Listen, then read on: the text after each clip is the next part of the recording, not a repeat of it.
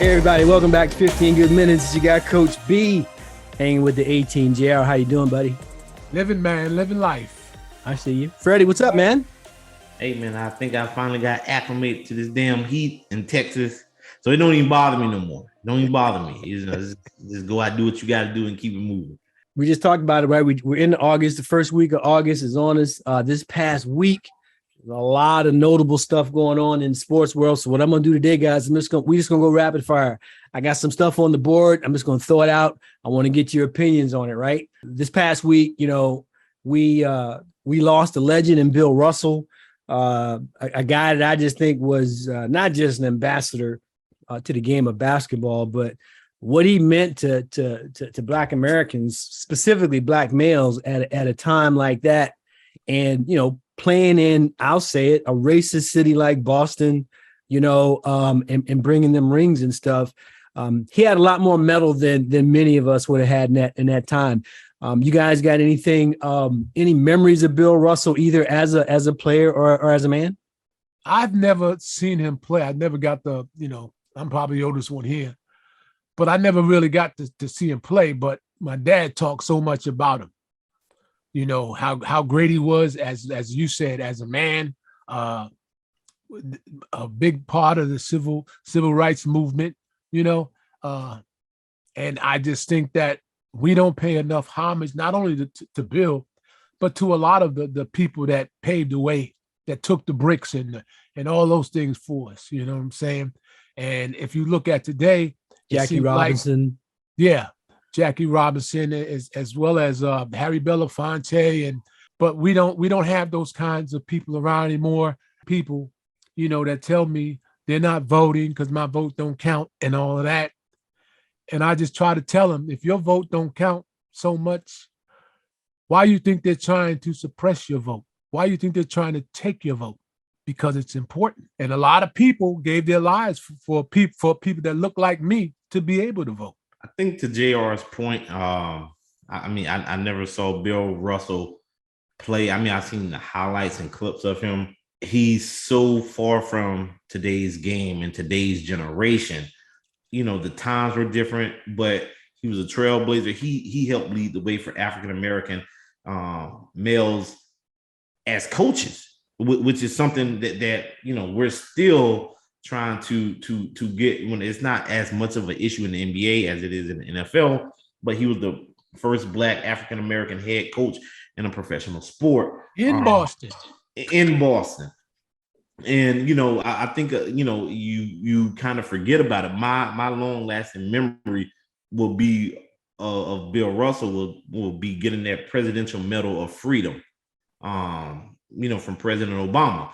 That's something to me. And then always seeing him at courtside. He wasn't at the finals this year, but always seeing him courtside at the NBA finals. He did it literally for the love of the game. Guys like like Bill Russell, Muhammad Ali, got guys like that.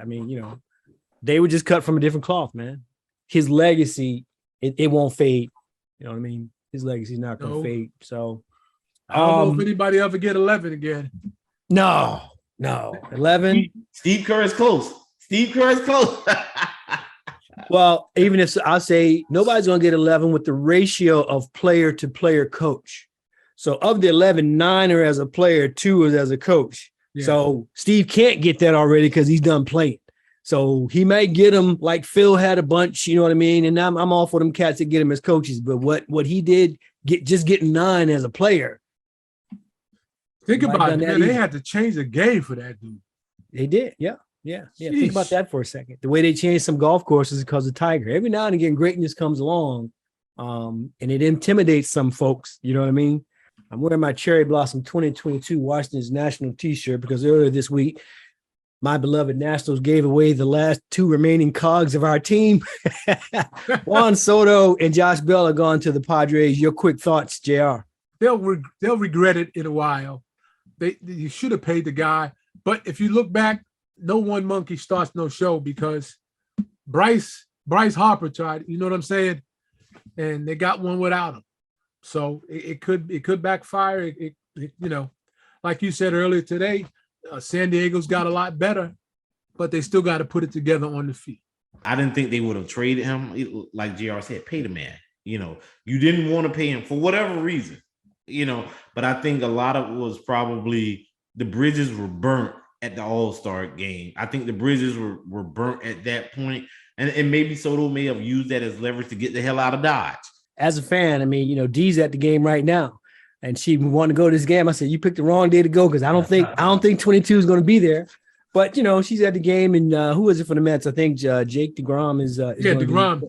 He's playing tonight. But for me as a fan, JR, I'm sad to see him go, but I understand the move 100%.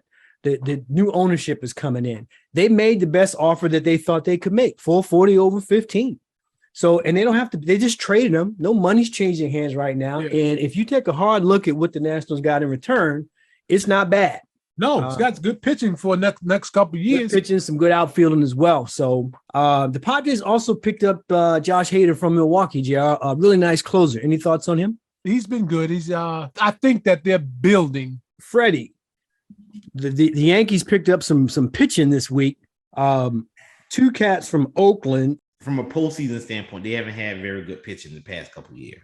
Correct. They haven't, in the postseason, they haven't had very good pitching. If you look at what the Yankees are doing now from beginning of the season to now, it kind of feels like maybe that is this is the right move for them.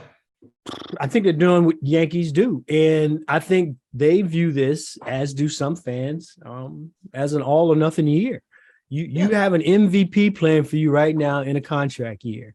They also they released Joey Gallo. Yeah. Not that he was helping. I mean, he wasn't hitting at all. So I think that they weren't panicking, not that other teams are. So to Freddie's point, I'll put it like this, JR.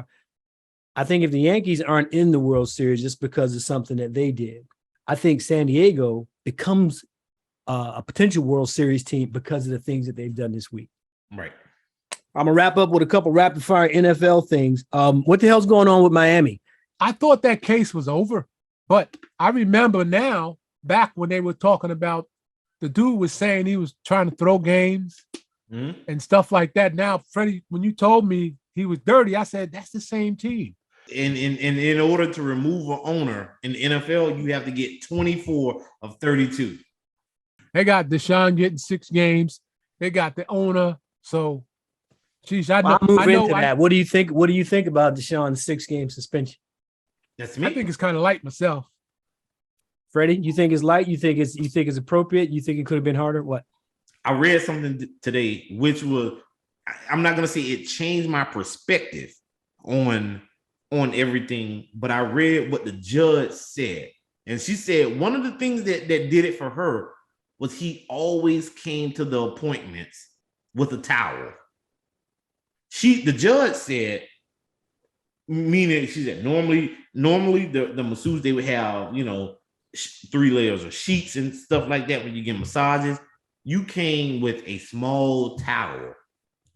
The judge said to me that, and I'm paraphrasing, the judge said that to me showed that you had intent of there being an occurrence of something, or you had an intent, right? And when she said that, and I read it like 3 times. I'm like, right? And then now I never questioned anything happening, but it does kind of lend an ear to, did something forcibly happen? But there is no actual proof. So 6 games, I'm actually shocked that it actually was 6 games because the NFL wanted 12 and an $8 million fine. The question becomes now, it came out yesterday, the NFL has 3 days to appeal it. So it kind of comes about one of those things. If you're the NFL, do you really want this to play out any longer? Or do you want it to be just done and over? He got 6 games, leave it alone. It's over. And you can walk away and say, hey, well, we wanted more, but the arbitrator, the independent arbitrator that we appointed gave 6. Now, if we come back and appeal it, which goes to Roger Goodell, then it shows that you, the NFL, you don't have confidence in the system, in the process that you put in place. Yep. And no fine outside of missed game checks. which, mind you, his salary for this year is $1 million, right? $1 million for this year. He's still going to clear $45 million from Cleveland. Absolutely. So it's not going to impact him at all. Not at So all. last couple of things that I got on the NFL board, I'll just put them out as statements since we're out of time. Lamar Jackson still hasn't gotten a contract extension. I think that could be something that we're going to have to watch. And hats off to Deebo Samuels finally getting the contract. I saw something on ESPN earlier today where one of the guys was saying if he was Deebo's agent, he would have put a clause in there that said, if you stick me back there as a running back and I'm running like a running back, I'm going to get a separate contract as a running back, or you put me back there as a decoy. But they are running him like an animal, man. But he got incentives for playing running back. He needs to get checks, not incentives. No. He got like $2 million worth of incentives. If he hits a certain number, that's the incentive. What ESPN was saying was you're using one guy in two positions. Right. He scored at more rushing touchdowns than any other wide receiver. That shouldn't be an incentive. That should be, oh, by the way, thanks for, here's another mill or two. But I'm glad he got a contract. I think that I'm not a big fan of holding out. He asked for a trade. He didn't get it. I think, I think San Francisco was smart to keep him. And then the last thing that I'm watching is who wins the starting quarterback spot down in Carolina. That's a fun one to watch. I think it's going to start off with what's the kid from Oklahoma? Mayfield. The sixth. I think it's going to be Mayfield that gets it just on his numbers alone. But I think he can lose it pretty quickly. I think he's going to start with Sam Darnold and then shift to Baker.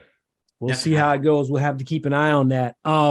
This week's question of the week, and you can answer if you want to, JR. I'm going to hold off on mine. Which Major League Baseball team won after this week's trade deadline? In other words, it doesn't mean a World Series. I mean, which Major League Baseball team do you think made out the best? I think it's obvious. It's obvious for me. After Padres. I mean, Padres, yeah. That may be the standalone answer. We'll see what our folks out there in on the wire think. Weigh in. Let us know what you guys think on Twitter. We are 15 Good Minutes, or right here on YouTube.com/15 Good Minutes. Which Major League Baseball team made out after last Tuesday's flurry of trade activity? That's all we got time for this week, guys. Anything before we break? No, I'm good. On another note, I read something earlier today that the Earth is spinning faster than ever before. Well, hold on, so you don't fall off. Hey, that's all I'm saying. Hey, the Earth is spinning faster than now. What that actually means, I have no idea. I'm gonna agree with JR and say I think that's the way to go. Hold on, don't fall off. See you guys next week. All right now.